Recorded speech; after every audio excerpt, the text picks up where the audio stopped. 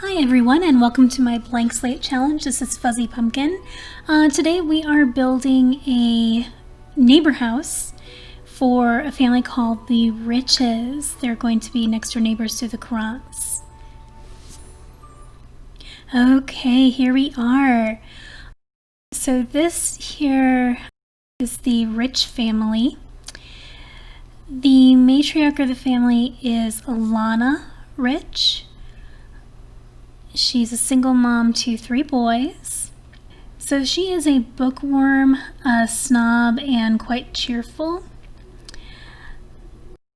My idea with her is that she's perhaps a first wife with a husband who has gone astray, found another woman. She's set off on her own with her kids and is trying to make it rich for herself independently of him. The first son is Zach Rich. Zach is an academic. He wants to go to college and get a better education. His personality is that he loves the outdoors and he's a genius, so good traits to have for university. And then the other teenage boy, Zach's twin, is Fletcher. Fletcher is an outgoing art lover. A little bit of an edge to him, but for the most part he's very well dressed. He wants to be a great painter. And then we have a little toddler, Xander Rich, who's inquisitive. We'll see what he becomes as he grows up. So in just a second we'll get in here and build them a nice little house. Okay, so for this house I was thinking that we'd go with another cabin similar to the house that the Krantz have, but I wanted this to be a little bit more traditional. So we're starting out with a big rectangle and then I reserved a little bit of it for a front porch. And again, I put these little jutty-outy bits, otherwise known as, I suppose you could call them bays, just to give a little architectural interest.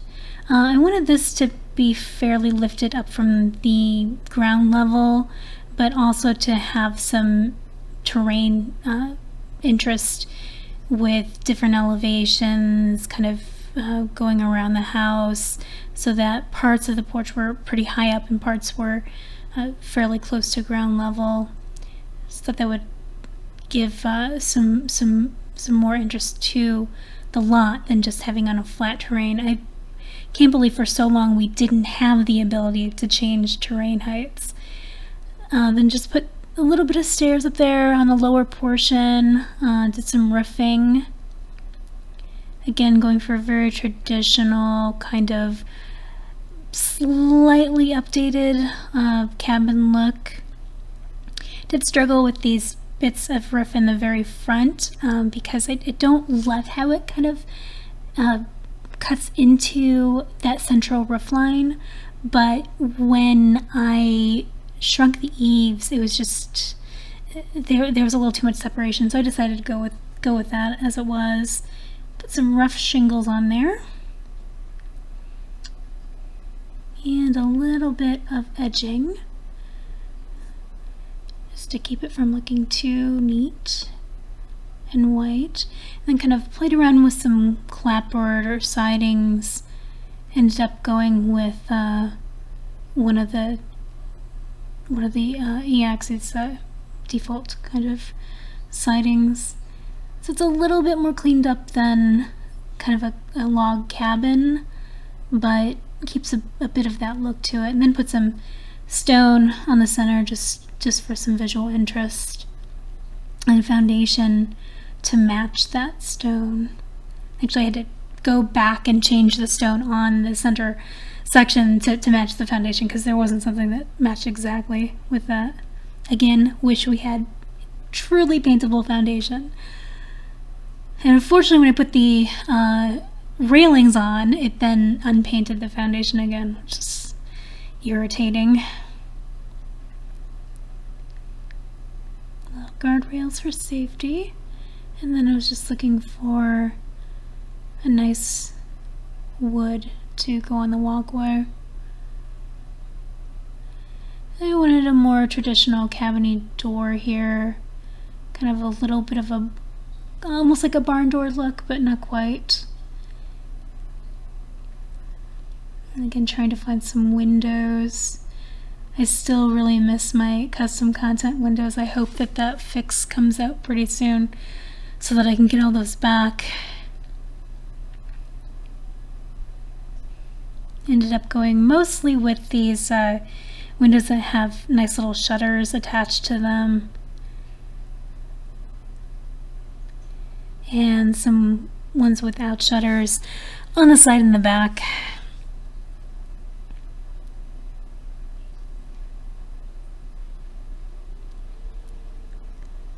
Adjusting things a bit.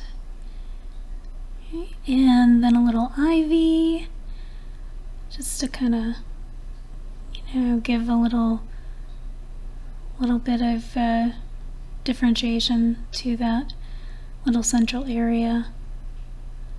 Not doing a full, if this was a fully lived in house, I'd over time do more work to it, but I did kind of want to make it look fairly finished because I don't plan on going back here except to maybe visit the family if they become friends with the Krantz. So I wanted it to be a pleasant house to visit, but at the same time it's probably not as developed as a Plade family house would be. And I thought this, they have this great big yard here, and I thought it would be really nice to have a little bit of a garden. And it feels like, to me, if you're living in an area with so much land, that's something that you might want to do, especially since the one son loves the outdoors, that might be a pastime that he would have. So I added some terrain paint, a sloppy little rows on there for planting, and a little walkway over to it. These paths, again, I have mentioned before, for the same person on Mod the Sims, and I'll see if I can't link it in the comments here and find her again. So I did pull a bunch of plants. It's kind of a mix of debug and bought plants for this house. Yeah, I try not to use too many debug plants because I feel like it's a little cheaty. Plus some of the debug objects they can walk through when they wouldn't normally be able to walk through other things.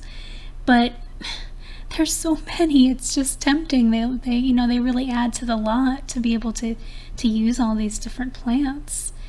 So then adding some trees in here. Unlike the Krantz house, the surrounding area here is more populated by beech trees. So I kind of wanted to use similar trees, but I was looking to put a conifer or two in there as well, just to kind of blend with the other lot. And then did some terrain paint just to make the ground look a little less uniform. Pulled in some rocks. I do love, not that big of a rock. I do love to use rocks as accents sometimes. And little flowers. We've got. Okay. And then I wanted to put in some actual crops. Had a little bit of trouble with it. At first I didn't realize that some of the reasons why some of these plants weren't actually coming in as full plants was because they were out of season. So I kept placing them and be like, why aren't they showing? But finally I realized, and I just ended up putting in some cherry and apple trees, but the apple trees aren't in season, so they aren't fully grown. They should come up later though. And here we go to cutting the main space into rooms. Since we had 4 Sims, I figured the twins could share a room, but that still meant that we needed 3 bedrooms, and I thought 2 bathrooms was a good idea. Usually in the Sims, it seems like 2 Sims per bathroom is a pretty good ratio. Otherwise, you start to have issues where somebody needs to pee and somebody else is actually using the bathroom. Put in some basic lights, and I did end up keeping most of these overhead lights just because we don't have a ton of money to build such a big house. I kept them with the default amount that the game gives you for creating a foursome household, which was $26,000. The Krantz then, of course, covered the lot fees of $3,000. They did still have the full $26,000 to build a house with. But when you're trying to build a house for, a 3-bedroom, 2-bath house with a little bit of landscaping, that $26,000 goes pretty fast. So, but a pretty nice kitchen, 6-seater dining table. I figured that way they could have a couple friends over. And this nice little space for a living area. I was kind of trying to go for a little bit more traditional and dated furniture here.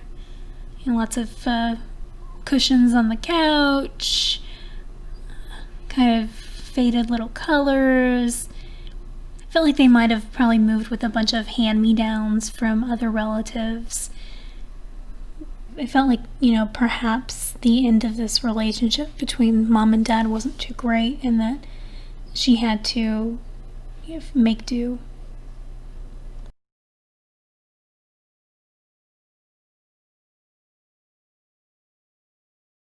And then slightly adjusted where this little vignette was because it wasn't quite centered on the TV.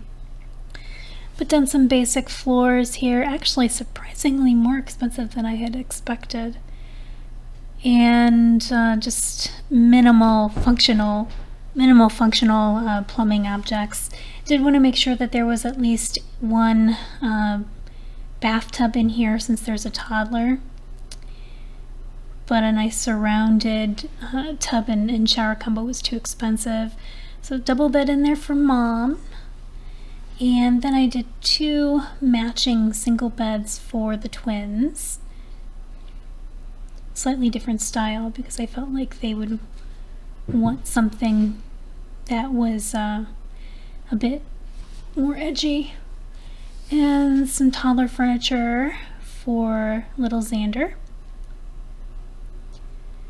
Some of the basic toys that he would need to build up his skills.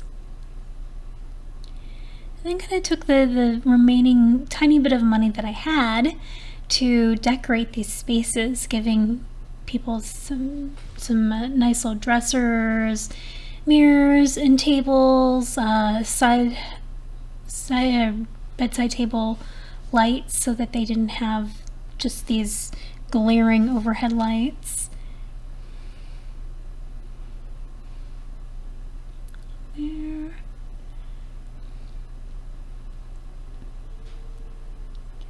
And getting the mirrors. I'd almost forgotten to put mirrors in the bathrooms as well so they could use them to brush their teeth. And then went for, of course, the wallpapering. So I put a tile based on the bathrooms and some different colors in the bedrooms. A little dark blue for the boys, a little more pastel for mom, and a little kid-like paper for Xander. And something with some nice wainscoting for the main room. Almost forgot a sink. In the kitchen, they would have had to go to the bathroom to wash their dishes, and then remembered the bins. Yes!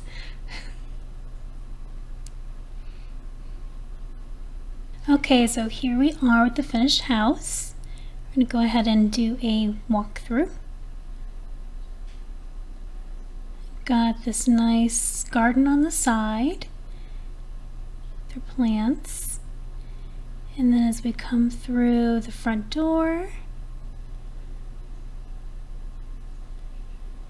up the stairs onto the porch, and turn slightly to the right, and we see their kitchen, eat-in kitchen. Slightly mismatched table and chairs. That was actually intentional. And a little traditional dated seating area. And then off of the kitchen, we have a bathroom with a tub so that the toddler can get a bath. Through the living area, we've got the doors for all of the bedrooms. If we turn to the right, then we can see the twin boys' bedroom.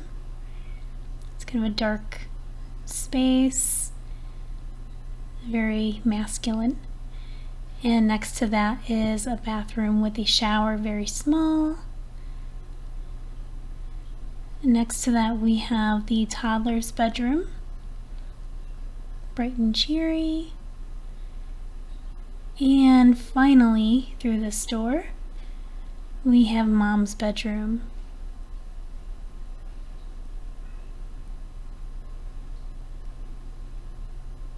Go back out, back through the living room. And end up on the front lawn. So I think that's a pretty good house for their first neighbors. Hopefully they'll enjoy it. And we'll have some more neighbor houses to come. But next up, we'll have another episode of Living with the Courants. We'll see you next time. Have a great day. Bye.